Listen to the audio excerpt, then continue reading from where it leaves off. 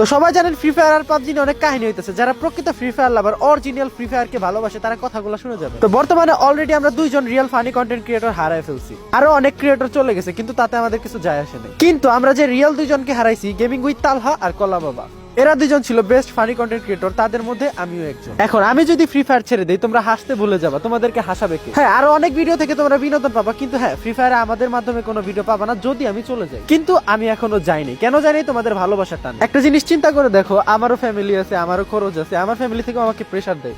অনেক বয়স হয়েছে, এখন ম্যাচিউরড হয়ে গেছি, ছোট পোলাপনের মতো আর করি না। তো এখন আমি আছি শুধু তোমাদের ভরসায়। এখন যদি আমি আমার নিজের হাত খরচ চালানোর ব্যবস্থা না করি, তাহলে আমারও ফ্রি ফায়ার ছেড়ে দিতে হবে। তো সেই কারণে 1 বছর পর আমি আমার ইউটিউব চ্যানেল খুলছি। আমি তোমাদেরকে ছেড়ে যাইতেছি না, আর তোমাদেরকেও যাইতে দিব না।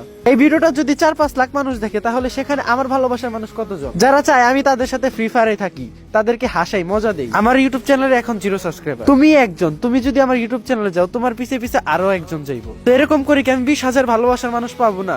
আমি তোমাদেরকে ছেড়ে যাইতে চাই না, আমি তোমাদের মাঝেই থাকতে চাই। তো তোমাদের কাছে একটা রিকোয়েস্ট, প্লিজ আমাকে রেখে দাও তোমাদের মাঝখানে। তো আমার টিকটক আইডির বায়োতে ইউটিউব চ্যানেল দেওয়া আছে, তোমরা সবাই যাও প্লিজ, তোমাদের মাঝখানে আমাকে রেখে দাও।